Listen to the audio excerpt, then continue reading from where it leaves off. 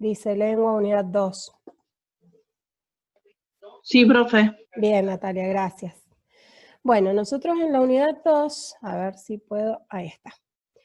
Los contenidos que tenemos para desarrollar en esta unidad, en la unidad completa.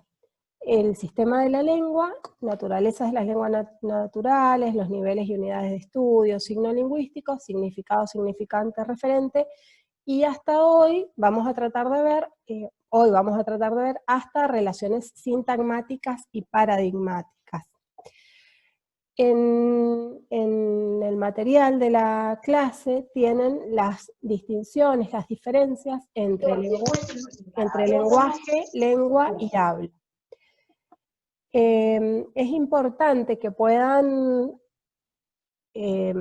conocer bien las diferencias, las distinciones entre uno y otro, más allá de que muchas veces ustedes van a encontrar que se habla de lenguaje y de lengua como si fueran sinónimos, pero responden a dos conceptos diferentes. El lenguaje, decimos que es el hablar en general, que es la capacidad que tiene el ser humano, y que por esta capacidad hace que el lenguaje hace que el ser humano se distinga de los otros animales o seres vivos que habitan la Tierra. Entonces, el lenguaje es, el hablar en general es privativo y exclusivo del ser humano. La lengua se desprende del lenguaje. ¿Por qué? Porque el lenguaje, dijimos, que es una capacidad general que tiene el ser humano y que por esta capacidad puede aprender una o más lenguas. Bien, responde al hablar histórico. ¿Por qué es esto de que responde al hablar histórico? Porque cada lengua tiene una historia y es producto de la facultad del lenguaje. Decimos también que dos características importantes son que es arbitraria y convencional. Ya me fijo, ya termino de explicar esto y vemos qué es lo que necesitas, que me salía, que creo que Ayelena había levantado la mano. Bien, entonces, decíamos que la lengua es arbitraria y convencional. ¿Por qué? Esto lo vamos a ver bien también en el signo lingüístico. Pero ¿por qué es arbitraria y convencional? Porque frente a un referente determinado, frente a alguna entidad determinada, por ejemplo, lapicera, no hay nada en el objeto lapicera que diga que se tiene que llamar lapicera, ¿sí? O que tengamos que pronunciarlo de esta manera. Por eso es que hablamos de que es un acuerdo entre las personas que utilizan esa lengua, pero ese acuerdo es histórico, por eso vamos a esto del hablar histórico. Ahora, el habla tiene que ver con el hablar individual porque responde a la realización que cada ser humano, que cada hablante de una lengua determinada hace de esa lengua. Por eso decimos que el habla es la realización concreta de la lengua, porque se realiza cada vez que un sujeto hablante utiliza esa lengua, pone en acto esa lengua. Bien, ustedes en el material tienen esta tabla comparativa y tienen cada una de las, quiero ver acá, a ver si esto, a ver, quiero ver con qué se los puedo destacar. Bueno, vamos a ver si esto nos sirve.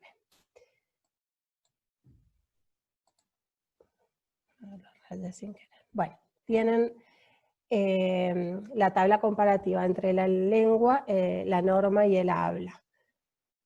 La lengua es local, es de cada comunidad, si no pensemos cuántas lenguas conocen, ¿sí? Y dentro de esa lengua que es de cada comunidad, también hay variaciones que tienen que ver con la norma, ¿sí? Vamos a esta parte, ustedes ven el cursor, ¿no es cierto? Cuando yo estoy tratando de ver si tengo, acá tengo, para mostrarles el puntero. Bien, entonces les decía, vamos acá a la columna de la lengua. Tenemos entonces que la lengua es local, que es de cada comunidad, que es histórica porque nace en un momento determinado y también van modificándose algunos significados, algunas palabras que caen en desuso, es decir, que se dejan de utilizar palabras, frases.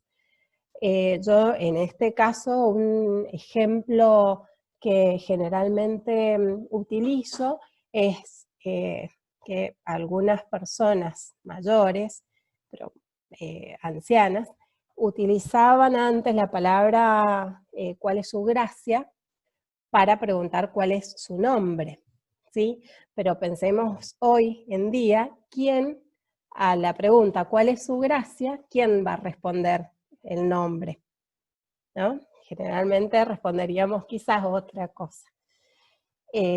Bueno, ¿por qué? Porque esa frase, esa forma de expresión ha quedado en desuso. También es una convención colectiva de una comunidad.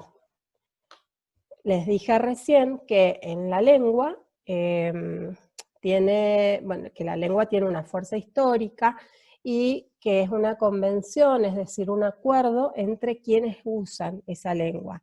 Surge un término determinado y se le coloca nombre y se decide que siempre se va a llamar de esa misma manera. No podemos estar cambiándole el nombre a las cosas de un día para el otro, porque si no, de esa manera no serviría para los fines comunicativos. También tiene una fuerza conservadora. Tiene que ver con esto que les estaba diciendo, de que generalmente lo que se hace es acordar, ¿no? Pero esto pensemos que como es histórica, cada palabra, cada frase tiene una tradición, ¿sí? Entonces, lo que tiende a hacer la lengua es conservar esas palabras, esos significados con sus significantes, ¿sí? Que vamos introduciendo el concepto o el término de signo lingüístico, que lo vamos a ver enseguida. Si bien, como vamos a ver más adelante, también se producen algunos cambios en algunas palabras o en algunos significados. Implica un saber idiomático, ¿sí? Para poder comunicarse en una lengua determinada, uno tiene que saber hablar esa lengua. Nosotros tenemos como lengua materna el español, es decir, que nacemos en una sociedad o en una familia que habla el español, y por el solo hecho de que nos hablen, vamos aprendiendo a hablar, ¿sí? Después veremos qué pasa con la escritura. Bueno, es mental, es ideal, ¿por qué? Porque todo ocurre en nuestra mente, ¿sí? Tenemos esta gramática mental, que le llaman también algunos autores, en nuestra mente. Entonces vamos haciendo uso de las estructuras lingüísticas para comunicarnos. Tiene normativas, tiene ciertas leyes, ciertas reglas para el buen funcionamiento. Y estas reglas o estas leyes tienen que ver con lo ortográfico, lo semántico, lo sintáctico. Ahora bien, en el caso de la norma es, dijimos recién que tenemos la lengua que es local y que corresponde a una determinada comunidad. Pero dentro de esa lengua, porque pensemos en el español, no hablamos español solamente en Argentina, se habla español en muchos otros países. Pero cada país de habla hispana tiene una norma diferente, un uso que hace de esa lengua distinto. Voy a levantar la mano. Le dije que no, después me va a preguntar qué necesito y... Chicas, por favor, apaguen los micrófonos.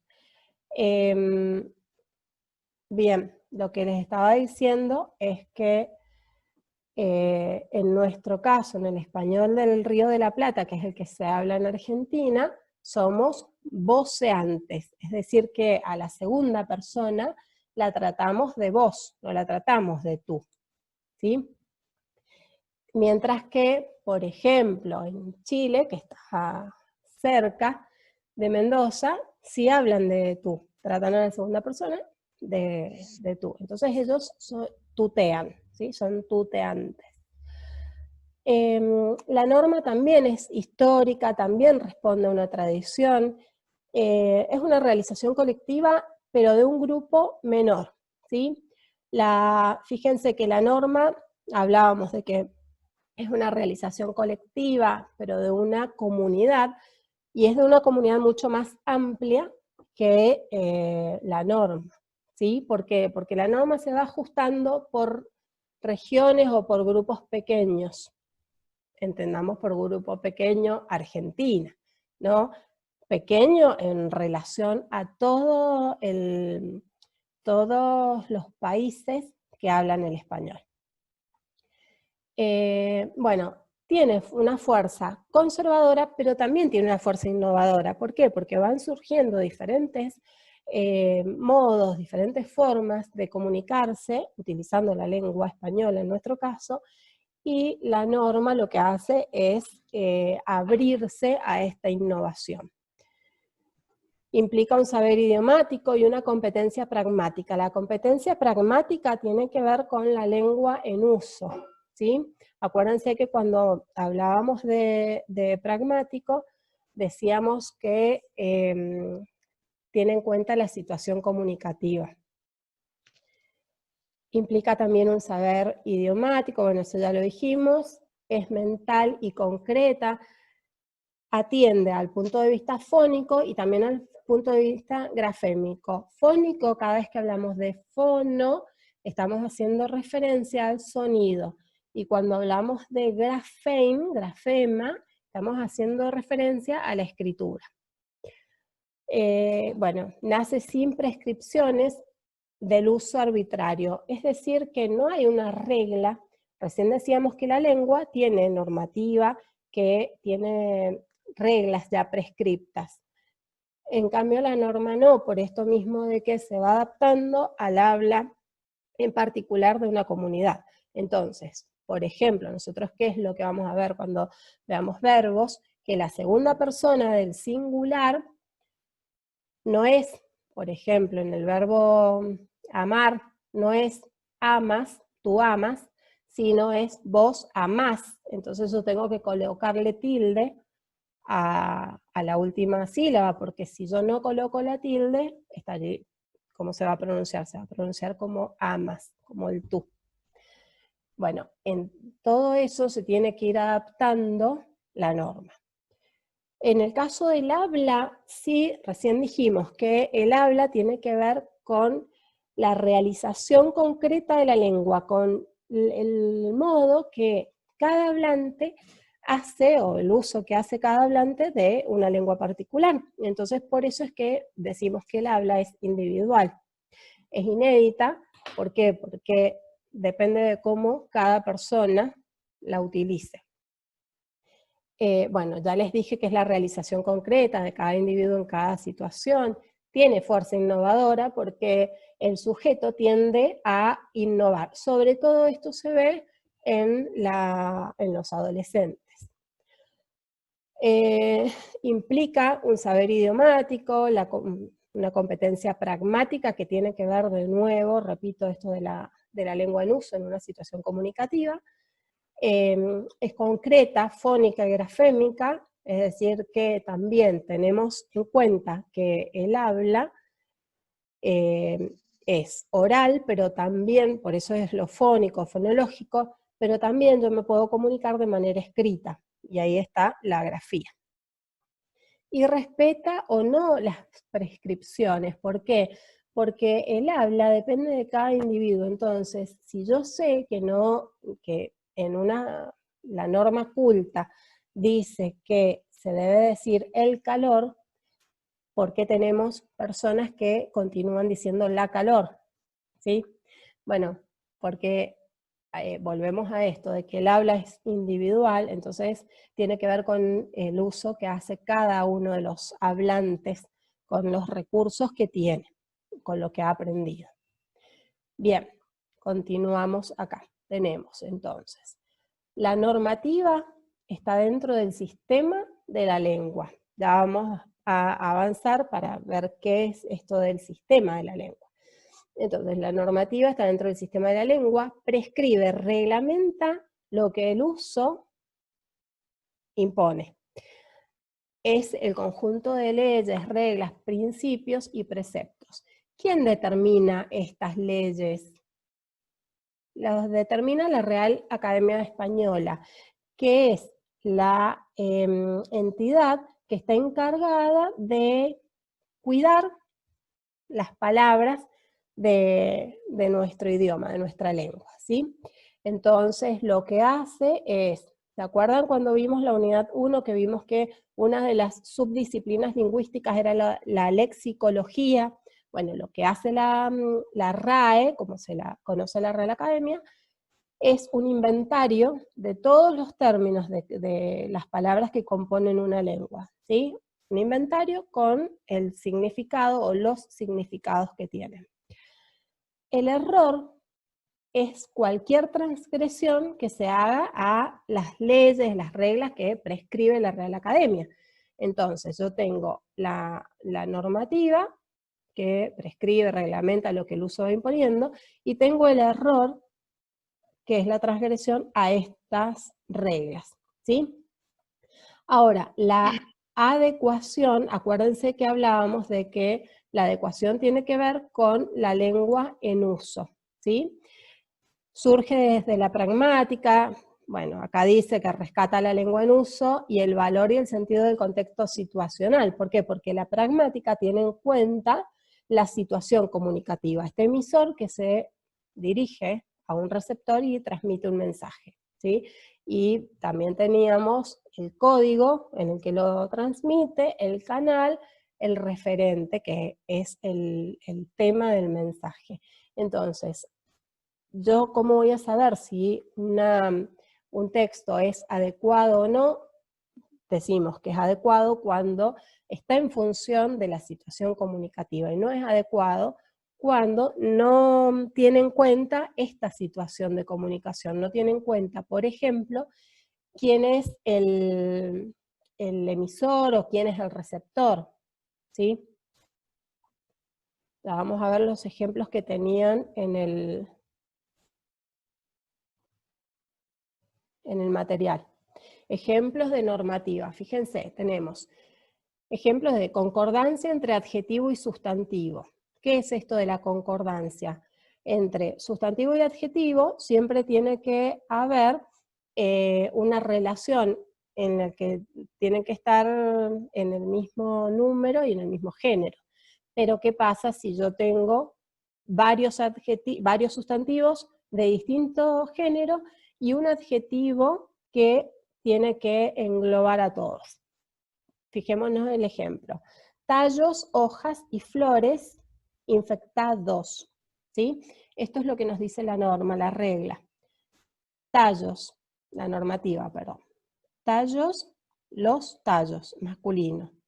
Hojas, las hojas, es femenino. Flores, las flores, es femenino. Entonces yo tengo un sustantivo masculino y dos sustantivos femeninos.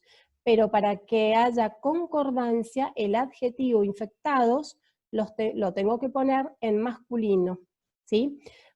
Recordemos que en la lengua nosotros no tenemos sexo, tenemos género. Entonces, no es que discrimine. Vamos a dejar de lado todas las cuestiones sexistas, ¿sí? En este caso, al tener un solo sustantivo en masculino y los otros en femenino, ¿qué hubiera hecho cuál es el error más frecuente? Como el último o los últimos sustantivos están en femenino, generalmente lo que hace la gente es colocar el adjetivo en femenino, ¿sí? Por ejemplo, tallos, hojas y flores infectadas. Pero si son todos los elementos los que están infectados, debe ir en masculino porque yo tengo aunque sea un sustantivo en masculino, tiene que ir el adjetivo en masculino. Bien, ustedes en caso de que no entiendan algo, abren el micrófono y me dicen. Vamos al otro ejemplo, film. el uso de la palabra inglesa film es innecesaria. Puede decirse película en español, que es su traducción exacta, o también cinta. Pero teniendo en cuenta la existencia de microfilm, filmina, filmoteca, fílmico, filmar, la Academia, la Real, se hace referencia a la Real Academia Española, ha decidido adaptar la palabra en la forma filme, ¿sí? Cuyo plural es filmes. Bueno, bien, entonces, si yo quiero utilizar una palabra que es de origen inglés, es un extranjerismo, puedo usar la palabra que es una traducción exacta en español, que sería lo correcto, como película o cinta. Pero si no quiero utilizar esas palabras, puedo utilizar filme, o filmes, dependiendo de si es singular o plural. Bueno, una acotación a esto es que desde la ortografía se dice cuando tenemos que escribir o dentro de un texto escribimos una palabra de origen extranjero, por ejemplo, film, ¿sí? Sin la E, porque la E sería castellanizado. Film con M, final. Lo que tengo que hacer es colocarlo en cursiva, ¿sí? Que sería como esta que está acá. Bueno, el otro ejemplo que tienen de normativa dice, el verbo valer es irregular en los tiempos presentes del modo indicativo, del subjuntivo e imperativo. Es decir que en el primer sistema de correlatividad de los tiempos, ahí se ve que el tiempo es irregular. Entonces, ¿cómo veo esto? A ver si puedo, si encuentro para anotarles. A ver, miren. A ver si lo puedo anotar acá. El verbo valer. Nosotros tenemos así. Val es la raíz. Y es la desinencia. ¿Sí? Entonces, ¿para qué yo explico esto de la raíz y la desinencia? Lo vamos a ver más adelante cuando veamos los verbos, pero lo que quiero es que vean esta normativa de que tenemos verbos regulares y verbos irregulares. En el caso de valer, el presente del indicativo, valer, se conjuga como temer, que es su verbo modelo de la segunda conjugación. Entonces, temer en presente del indicativo es yo temo. Valer en presente del indicativo, yo no puedo decir yo val, porque fíjense, sería así. A ver si se dan cuenta. O es la desinencia del presente del indicativo, de temer, ¿sí? Yo temo. Pero yo no puedo decir yo valo. ¿Qué me falta acá? Me falta una G, ¿sí? Para poder articular ese verbo, se le agrega una G. Entonces yo valgo en presente del indicativo. Pero también la normativa nos dice que es irregular en presente del subjuntivo, que es yo valga. Valga. ¿Sí? Y en imperativo, a ver, acá. El imperativo se conjuga con el pronombre al final, pero en este caso, valer no es irregular en el imperativo, porque es vale tú, o a ver, ya les digo. Ya les digo. Vamos a ver. Me estoy quedando sin tiempo. Miren, vamos a hacer, no, nos quedan 10 minutos todavía, así que lo que vamos a hacer es lo siguiente, vamos a continuar con la clase. Si se nos corta el tiempo, tratamos de ingresar con el mismo enlace, ¿sí? Y en caso de que no podamos, bueno, generaré una nueva, entonces vamos a avanzar y ya les voy a decir el imperativo de valer. Bueno, yo acá les he puesto juntos el error y la adecuación. ¿Por qué? Porque en el ejemplo que tenemos en el apunte, hay un mismo ejemplo que sirve para los dos. Dice, señora directora, si tendría la autoridad, toma las medidas para castigar a los alumnos culpables. Acá, ¿qué es lo que vemos? ¿Se acuerdan que cuando vimos el tema de la adecuación, yo les dije que tiene en cuenta la lengua en uso, ¿sí? Tiene en cuenta la situación de comunicación. Pero, bien, entonces, en una situación comunicativa, si yo me estoy dirigiendo a una segunda persona, pero esa persona tiene más autoridad que yo, por ejemplo, en este caso, los niños que se dirigen a un adulto que es el director de la escuela. No le pueden decir no es correcto, no es adecuado, que la traten de vos, ¿sí? Y que le den órdenes encima, porque le están diciendo, si tenés autoridad o si tendrías, porque ahí hay un error, si tendrías la autoridad, toma las medidas para castigar, ¿sí? Eso está mal. Bien, y entonces, tendría es un error gramatical de consecutio temporum, que la consecutio temporum es la correlación temporal entre los verbos, que lo vamos a ver cuando veamos verbos. Y toma falla de adecuación a la situación comunicativa. Tratamiento del voceo de los alumnos a la directora de escuela, ¿sí? Como les decía recién. A ver, quiero ver si aparece. Ya vamos al sistema. Quiero ver acá.